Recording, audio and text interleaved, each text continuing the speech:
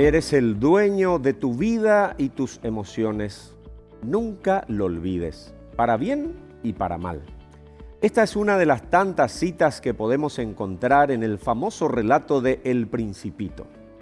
Pero ¿qué tiene de especial este libro para que a todos nos toque el corazón? Aunque muchos lo consideren como una lectura solo para niños, no lo es. Aborda con gran maestría literaria en forma de composición filosófica una trascendental crítica a la madurez, con temas muy relevantes sobre el conflicto interior que se produce a la hora de dejar atrás la infancia y asumir la vida adulta. Como un testimonio de vida, esta obra hace de una forma sencilla profundas observaciones sobre temas universales con una sincera y entrañable aflicción por la pérdida de los valores más esenciales en el proceso de maduración. A medida que crecemos, abandonamos la inocencia, la imaginación, el niño que fuimos. La sociedad parece que no nos deja ser niño y adulto a la vez, y lo esencial, como dice El Principito, se escapa a la vista porque es invisible. E irremediablemente se nos olvida que una vez fuimos soñadores. Y a veces en ese proceso tropezamos a lo largo de nuestra vida con algunas crisis y conflictos que generan situaciones difíciles de sobrellevar y que producen cambios significativos a nivel físico y psicológico. Afloran las emociones que nos determinan como personas. El camino que sigan estas emociones dependerá de la percepción de la actitud y de la valoración que demos a los estímulos, pues de una manera u otra esto influye en nuestras respuestas, decisiones, conductas y por sobre todo estados de ánimo.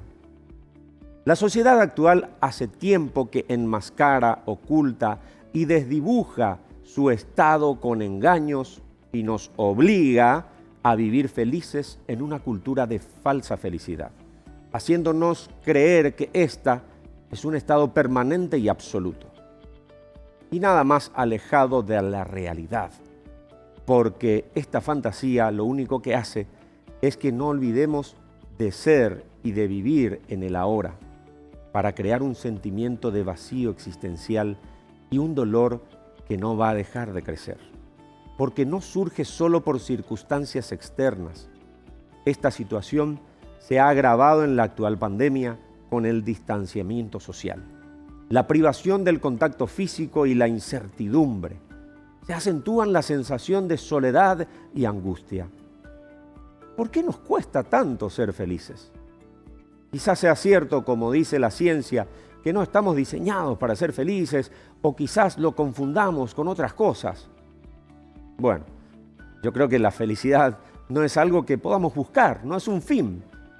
Más bien, es un camino constante en una vida consciente, es una sensación de tranquilidad, de bienestar o plenitud contributiva y trascendental, más o menos continúa hacia la autorrealización o a la conexión espiritual con nosotros mismos, con nuestro niño interior, con nuestro ser y con Dios. El ser humano tiene ese anhelo de sabiduría, de amar y perdurar, de trascender, de conexión y de eternidad. No olvidemos que al principio de los tiempos, Dios puso ese deseo en nuestra alma. Sembró la eternidad en nuestros corazones, que nos da amor, esperanzas, deseos y emociones.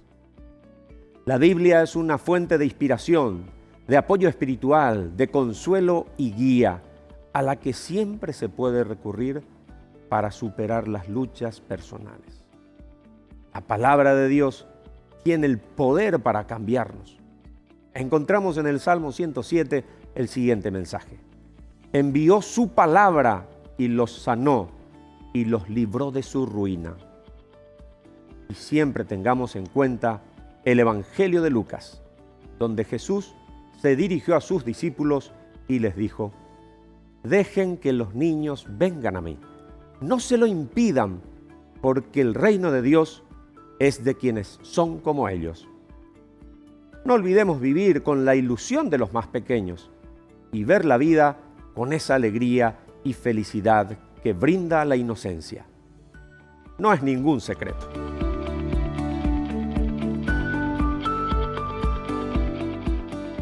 Señoras y señores, ¿cómo están? Buenos días, bienvenidos a nuestro programa Desde la Fe a través de GEN. Estamos todos los domingos con ustedes, con gran alegría nos encontramos nuevamente. Y hablando de alegría, la liturgia nos plantea en este cuarto domingo de Cuaresma el Domingo de la Alegría. Y el color litúrgico, en vez de ser el morado, el lila fuerte, va a ser el color rosa.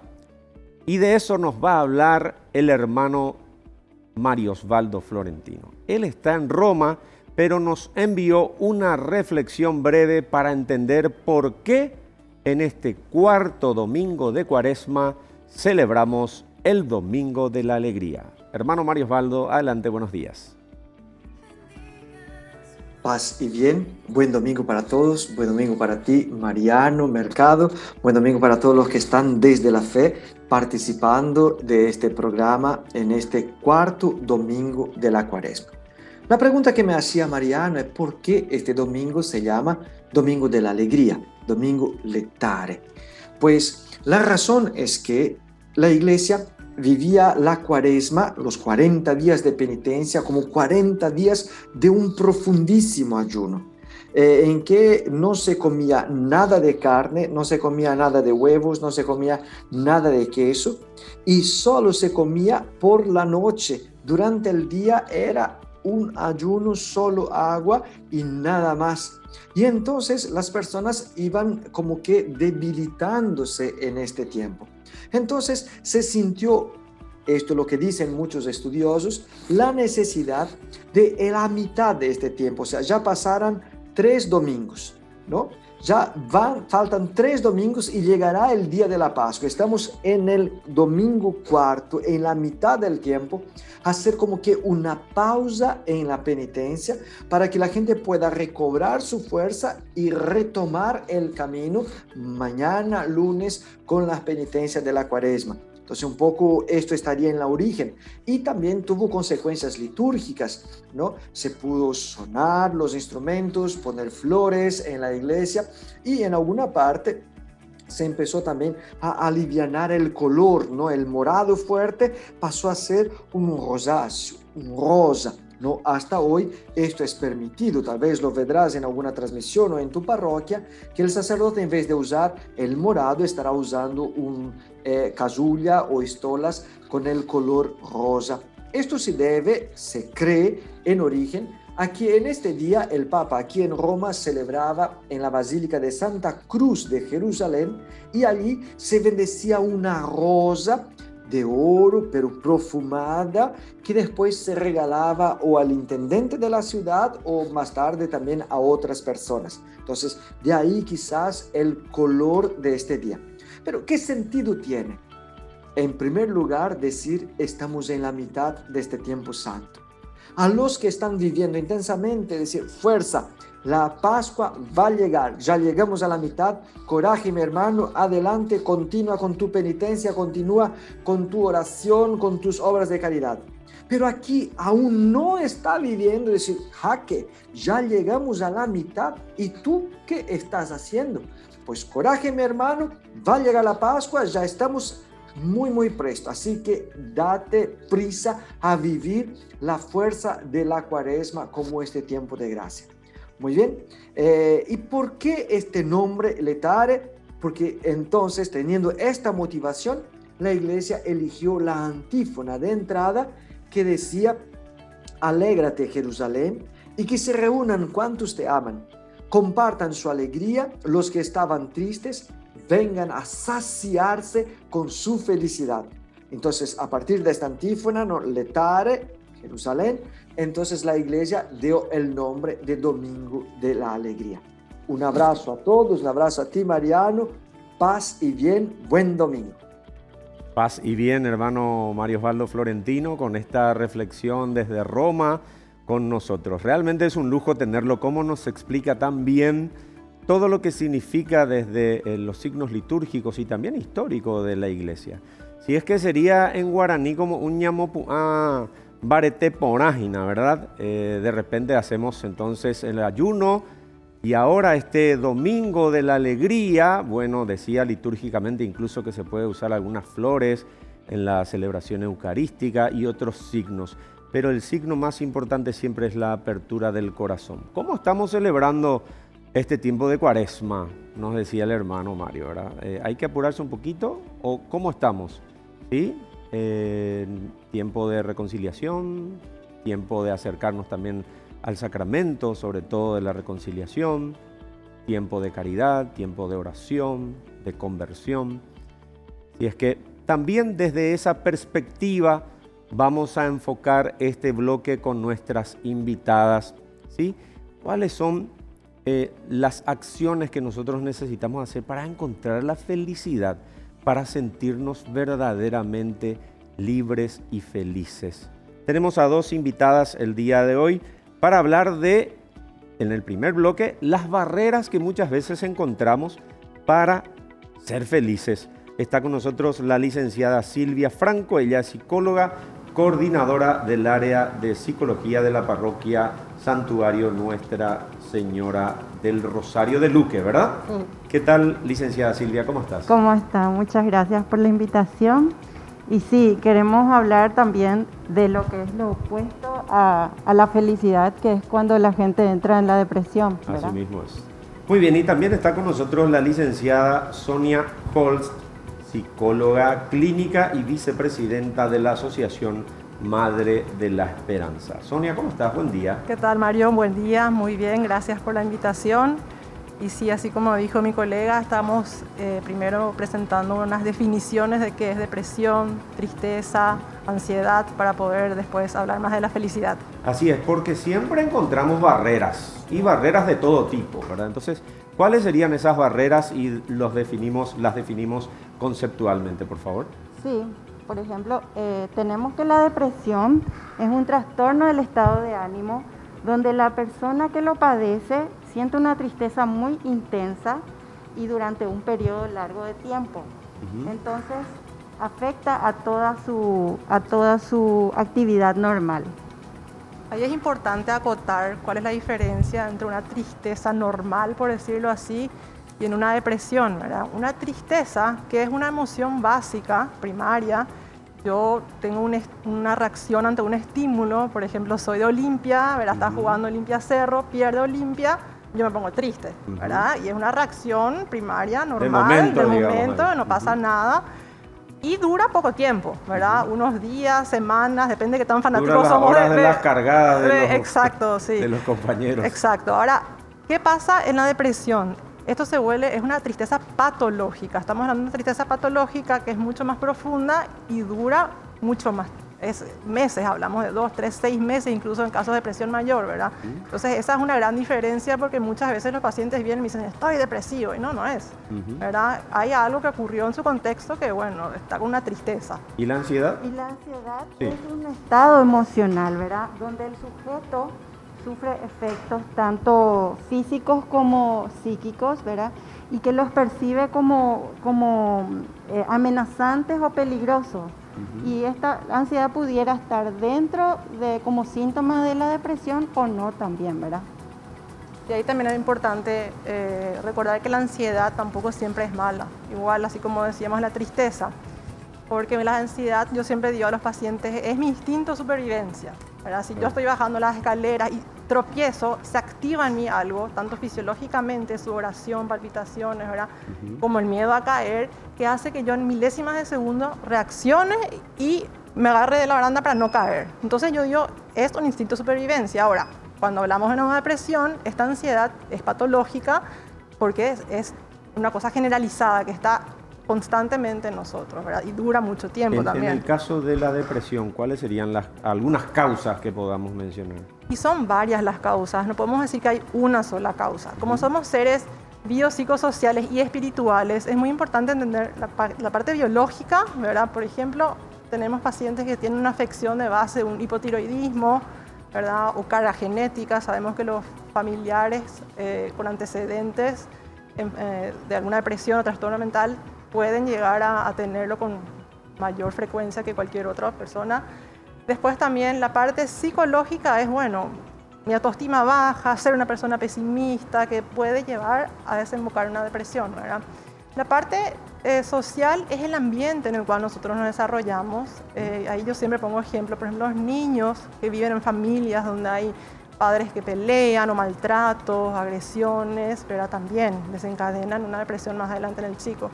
Y la parte espiritual, muy importante, cuando estamos carentes espiritualmente, no tenemos a Dios en nuestra vida, obviamente nos falta esa herramienta para poder. Y ahí, por ejemplo, tenemos un caso de nuestras pacientes, ¿verdad? De una mujer mayor que sufre depresión por causa del encerramiento y la pandemia, ¿verdad? Alejada de sus familiares, alejada de sus actividades diarias, tiene que recurrir a psiquiatras y psicoterapia para poder recuperarse. En este caso, una persona que no tiene una base espiritual crecida, entonces todavía estamos en tratamiento. Tal vez descuidamos mucho este tema de la pandemia en el aspecto de la depresión, ¿verdad? Está bien, es muy importante pensar en la vacuna, en la medicación, en las camas de terapia, pero también tendríamos que cuidar la salud mental.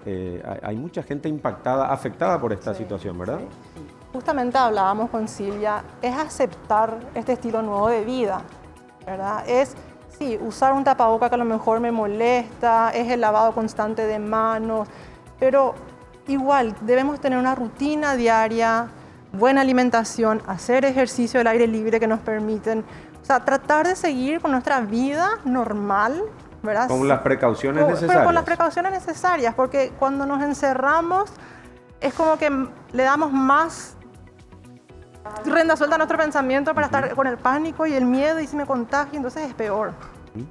Bueno, estamos hablando entonces de algunas barreras que tenemos para alcanzar la felicidad. Nos vamos a ir a la pausa y después queremos seguir hablando un poquitito de cómo encarar desde las familias esta situación de depresión y cómo detectar también, porque ahora también hay depresión en niños, ¿verdad? En adolescentes y a veces al no detectar temprano, porque a veces algunos lo esconden voluntaria o involuntariamente, lo hacen muy bien. Y después vamos a hablar de otros casos concretos. Nos vamos a la pausa y enseguida volvemos aquí en Desde la Fe a través de GEM.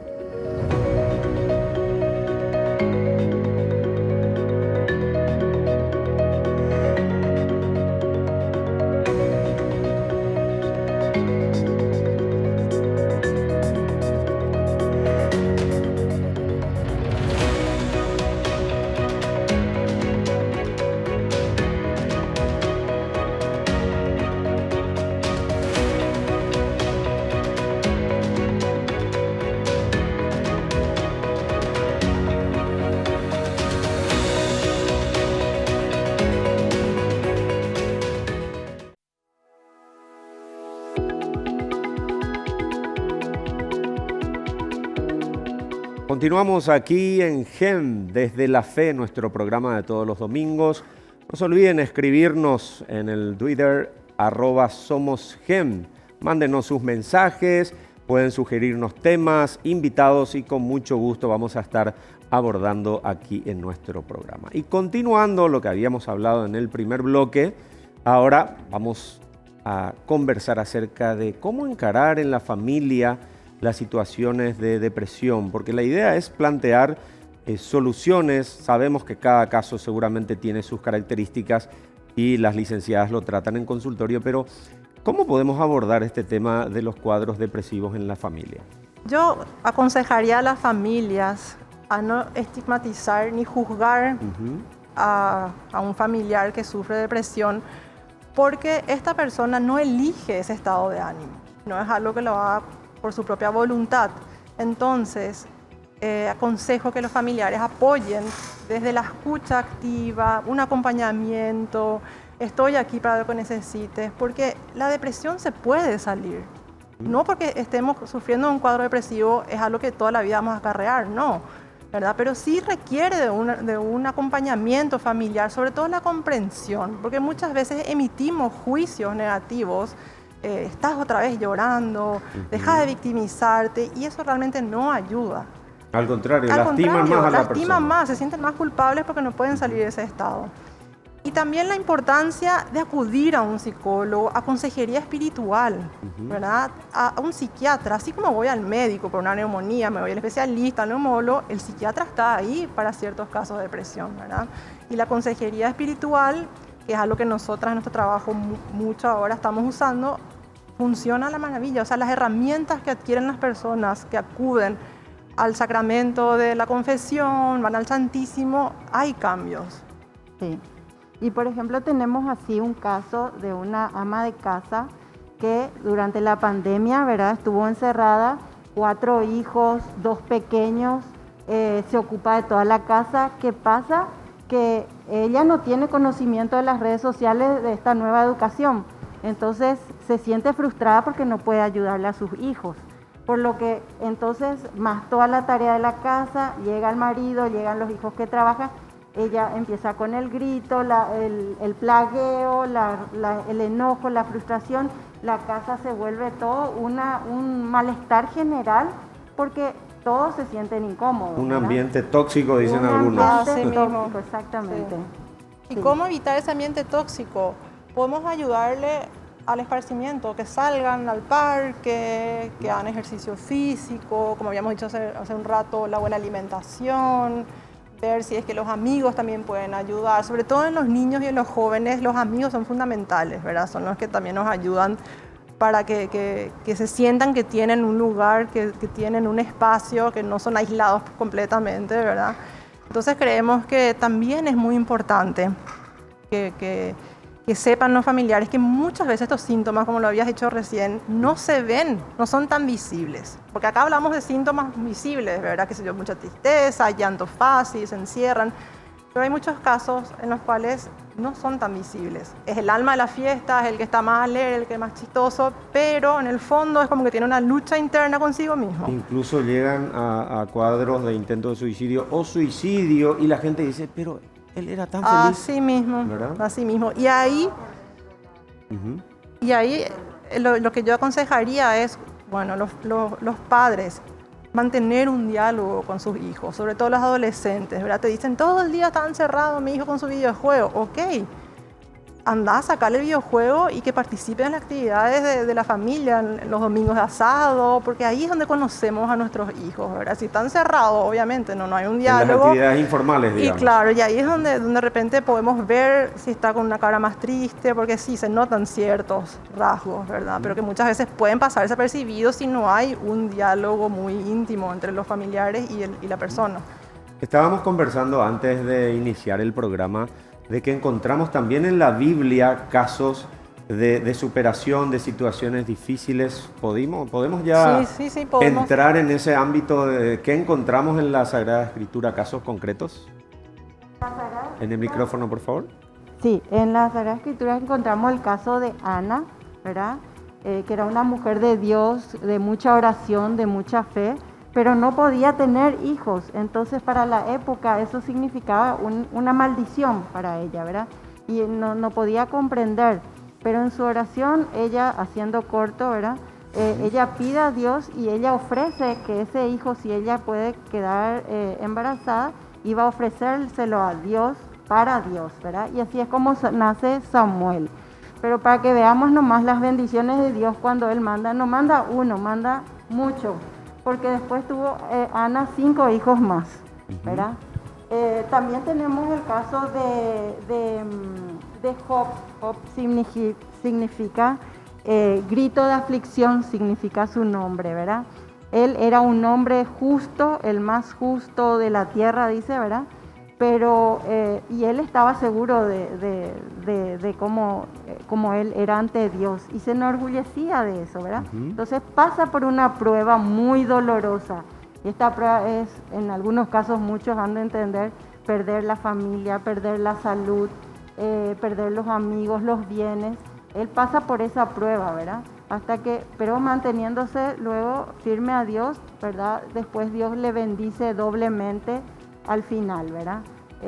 Aquí vemos nomás, el punto es el dolor por el que han pasado, pero al aferrarse a la fe, ¿verdad?, pueden sobreponerse. Hay una frase de Job muy famosa: el Dios me dio y Dios me lo quitó. Dios me lo dio y Dios me lo quitó. Así es que a veces en ese momento de pérdida, de dolor, ¿sí? Vivimos el luto, por supuesto, pero es diferente cuando encaramos desde la fe. Sí, es totalmente ¿verdad? diferente, sí, Y sí. tenemos casos de mujeres un caso de una mujer mayor, ¿verdad?, que sufrió dolores durante la pandemia, ¿verdad?, dolores psicosomáticos. No se hizo todos los chequeos, no tenía absolutamente nada. Le sugieren psicoterapia, le sugieren fisioterapia para sus dolores, y ella, sostenida en esa fe, puede lograr recuperarse en menos de 6 meses de una depresión, porque pasó muy mal, ¿verdad? Pero era una mujer que oraba y se apoyaba en su oración, en su fe, y eso le hizo recuperar muchísimo más rápido. Es más, hay investigaciones médicas y científicas que ya comprobaron que las prácticas religiosas y espirituales son una herramienta fundamental para salir de la depresión. Ir al Santísimo, el confesarse. ¿Cuántas personas van a confesarse y dicen, uy, siento un alivio, es así? El apretón, dicen sí, el algunos. apretón que sentía acá se fue. Y claro, es así, ¿verdad? Entonces, para mí, o sea, para nosotras, es muy importante dentro de nuestra práctica en el consultorio también tener ese apoyo Serían como espiritual. 2 columnas fundamentales. Sí.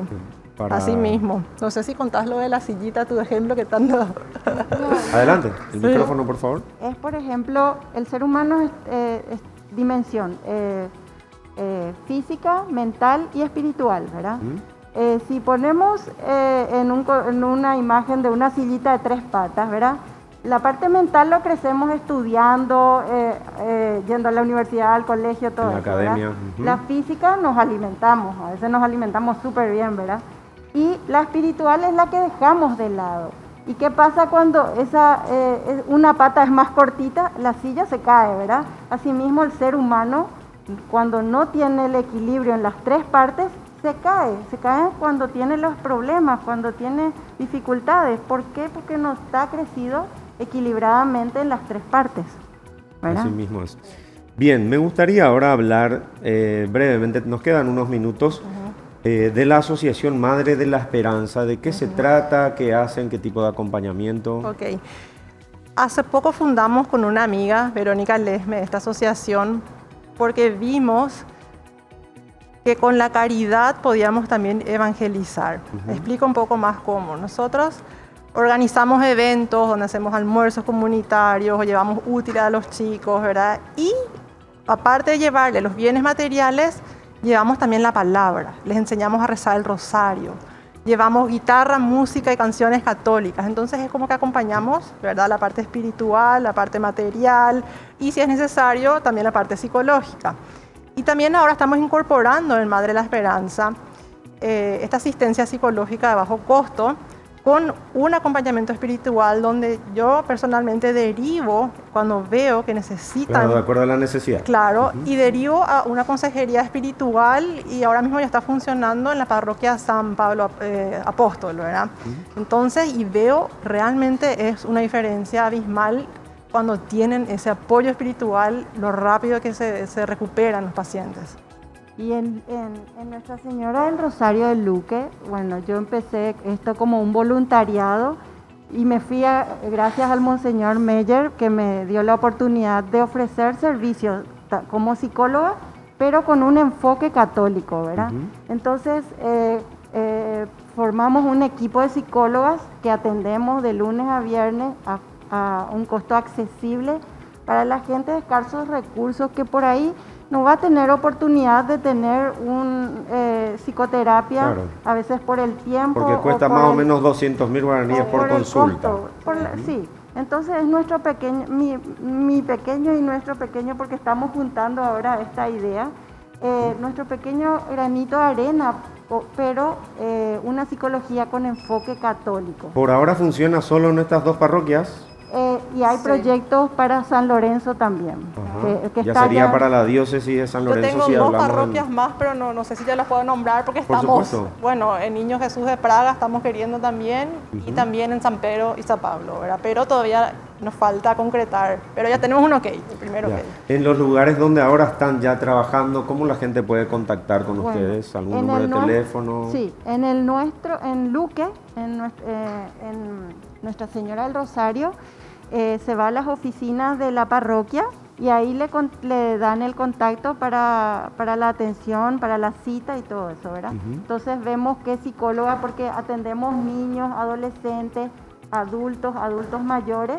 Entonces se ve quién va a poder atender, se deriva a los casos, se deriva a los casos. Y en el caso de la asociación tenemos un número, no sé si puedo decir, Sí, por favor, 0981-502-983, y hay una secretaria que les va a estar atendiendo y derivando, como dijo ella, de acuerdo a la necesidad. Sonia, un mensaje final para los que están mirando el programa en estos momentos acerca de la felicidad, de cómo podemos lograr la felicidad. Yo puedo decir que la felicidad es cuando estamos con Dios, cuando dejamos de lado las cosas mundanas y nos dejamos de preocupar por muchas cosas superficiales, por así decirlo, y llevamos una vida con Dios. Con Dios, Silvia. así mismo. Y es llenarse, para eso uno necesita conocer la palabra. Conocer es, porque uno a una persona que no le conoce, no podés quererle de la noche a la mañana. Así es con Dios, es un conocimiento constante y entonces poder amarlo a medida que lo vas conociendo a través de la palabra. No podemos amar lo que no conocemos. Así mismo. Muy bien, muchas gracias a la licenciada Silvia Franco, psicóloga y coordinadora del área de psicología de la parroquia Santuario Nuestra Señora del Rosario, y también a la licenciada Sonia Holz, psicóloga clínica y vicepresidenta de la Asociación Madre de la Esperanza. Muchas gracias por la presencia de ustedes. Muchas gracias, Mariana. Nosotros nos vamos a la pausa y después tenemos un testimonio justamente para contarnos de cómo superar barreras, cómo a veces buscamos la alegría y la felicidad por otro camino y nos damos cuenta que era el camino incorrecto. Después de la pausa tenemos un gran testimonio para compartir con ustedes. Aquí en Desde la Fe a través de GEM. Ya volvemos.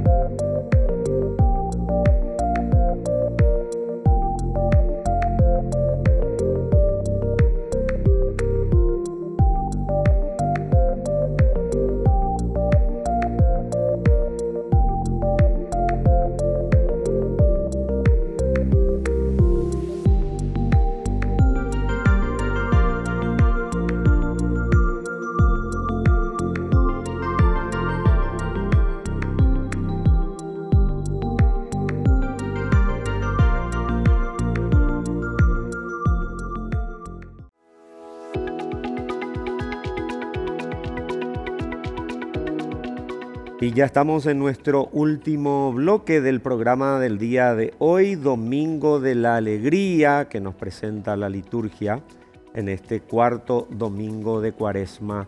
Bueno, y hablamos un poco de teoría, de cuestiones que necesitamos tener para superar los obstáculos y lograr la felicidad. Y ahora tenemos un testimonio.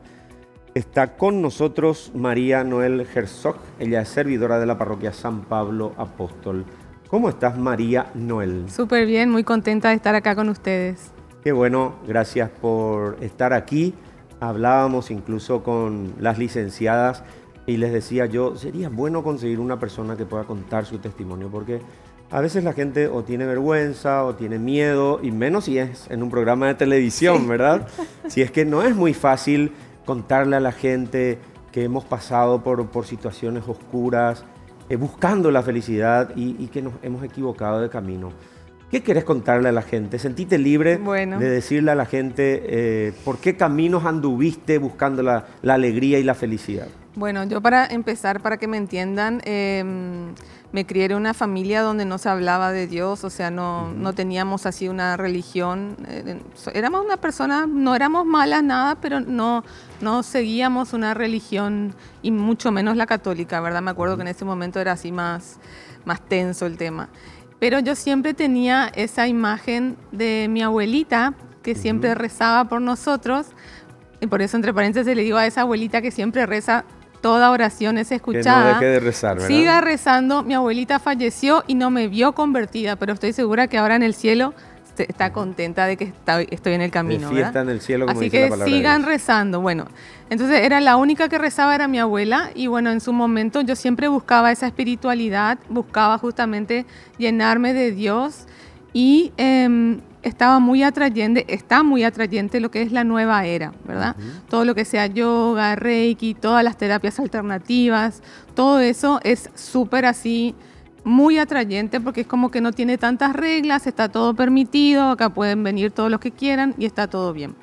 Y yo entré justamente en eso sin saber. Las personas que están ahí son personas súper amables, son personas que no quieren ni matar a una hormiga, porque realmente eso es lo que me di cuenta y lo que me atrayó en su primer momento. Y hoy en día, entre paréntesis, también veo que algunos también son más, o sea, son muy amables los de la nueva era, más que algunos que hoy en día conozco.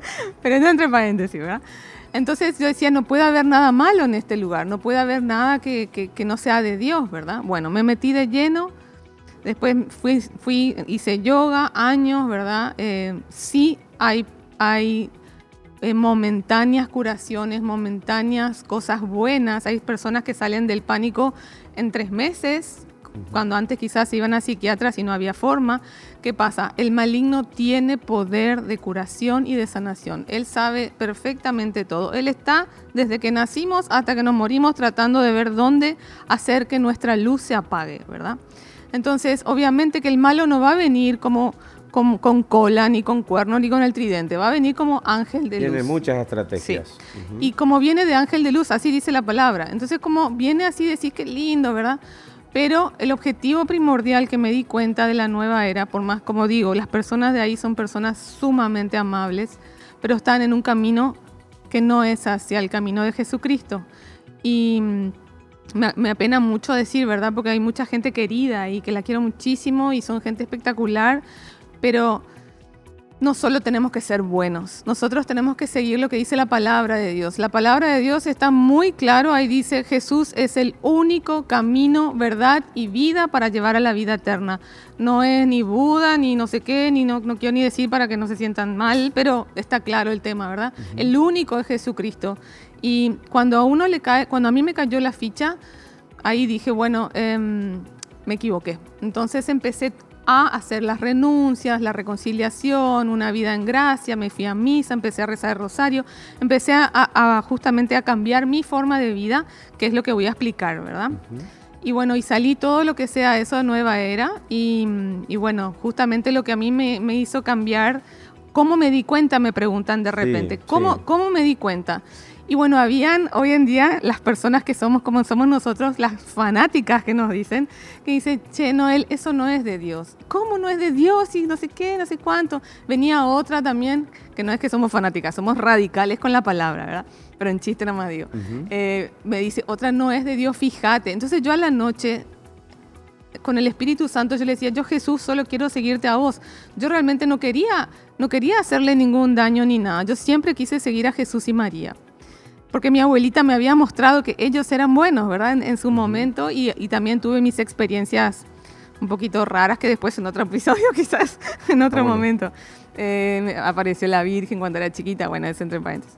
Y yo sabía que esa señora era buena, la Virgen era buena, porque ella me apareció y me acarició cuando era chiquita, entre paréntesis, ¿verdad? 1000 cosas tengo que contar, pero no importa, no sé por dónde me voy. Contando de a poco. Bueno. Y bueno, y a la noche yo le pedí a Jesús que me muestre la verdad. O sea, que si hay alguien ahí que era como yo, cristiano, que quería seguir a la Virgen y está metido en la nueva era, pídale la verdad, la verdad. Cuando uno dice, Señor, yo solamente quiero pedir la verdad, quiero que me muestres. Y el Señor va a mostrar en su debido tiempo, ¿verdad? Pero eso, yo fui así. Entonces, ¿qué agarré? Por 1 año y medio entré en confusión.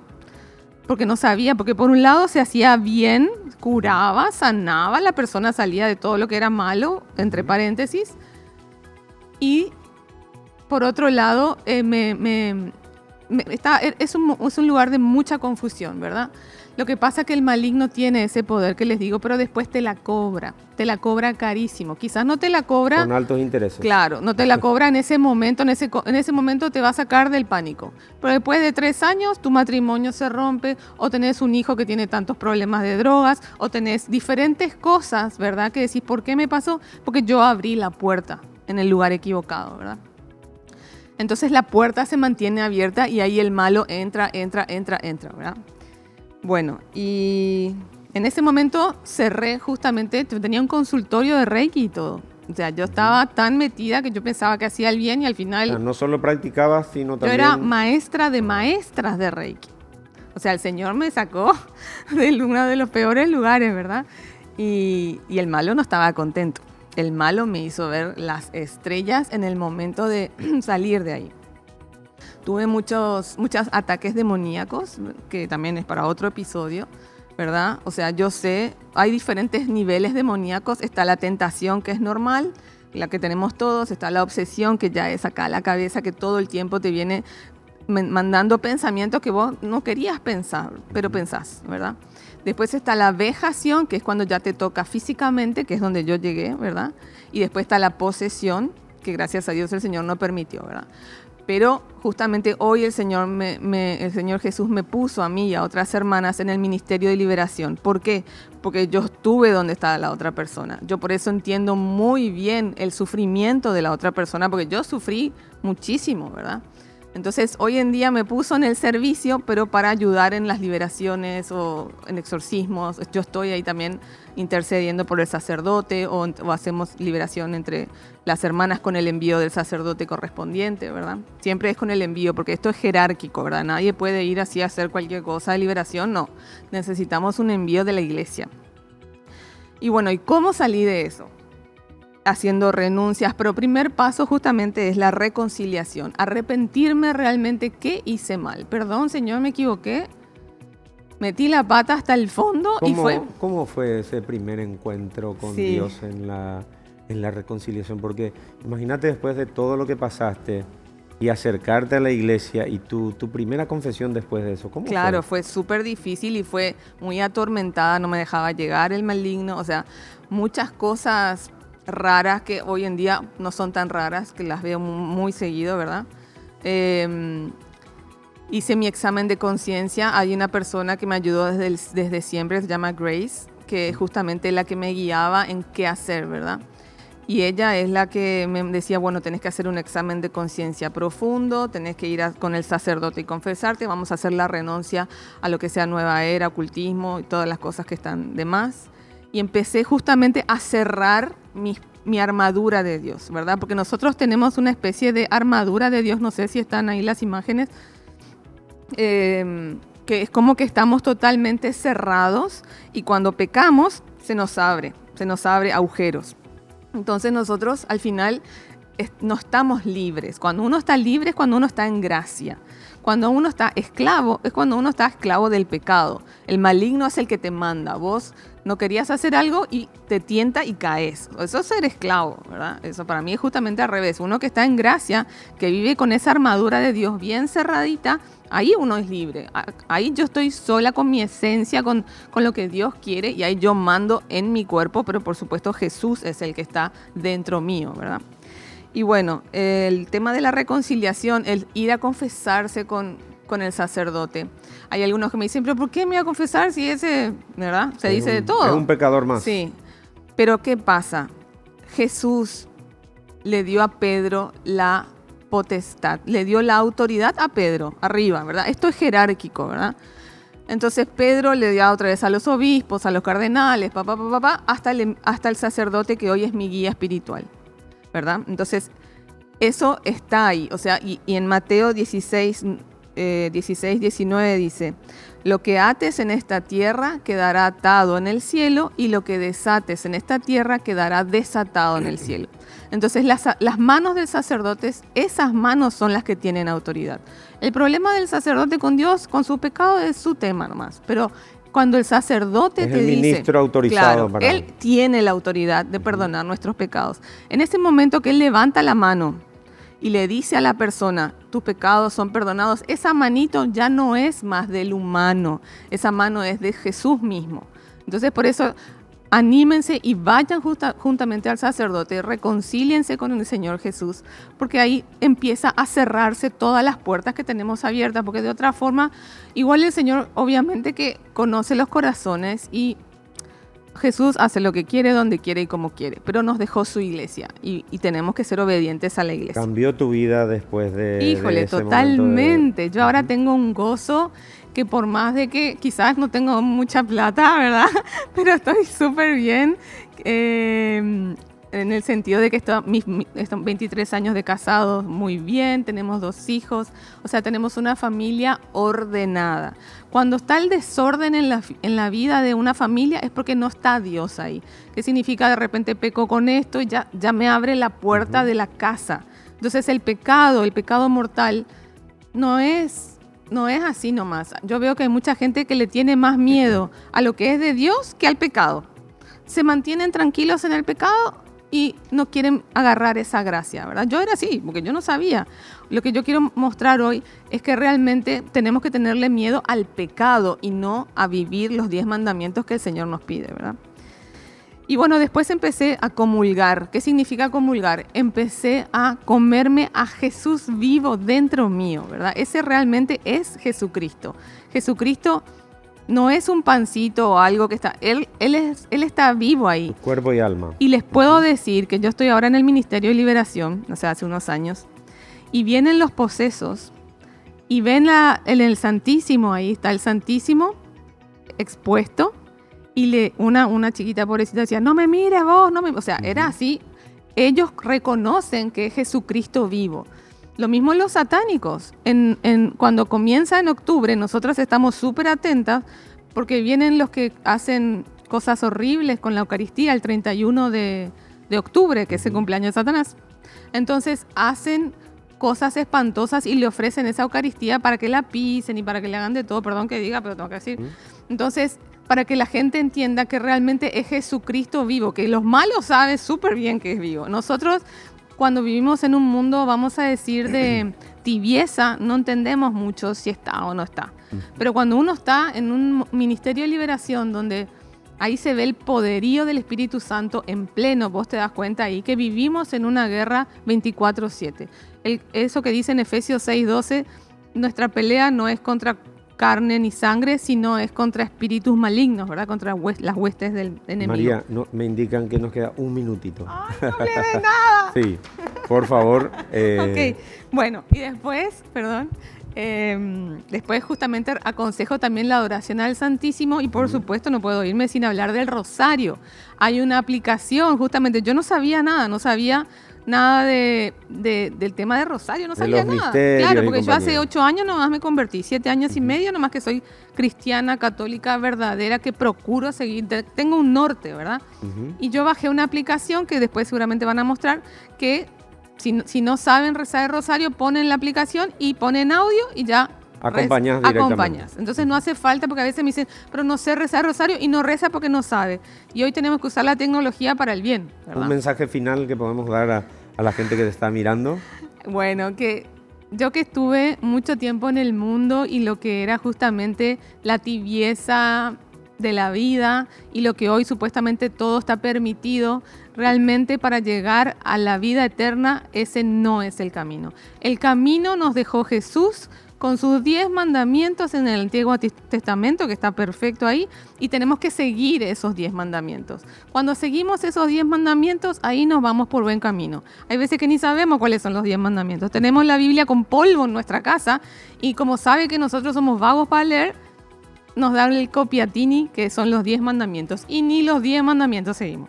Entonces nos vamos y nos pasan mil cosas, ¿y por qué Dios me abandonó? Dios no nos abandona, Él pone la regla y nosotros tenemos que seguirla. Y ahí vamos a encontrar lo que es el gozo que Jesús, solamente Él y María nos pueden dar.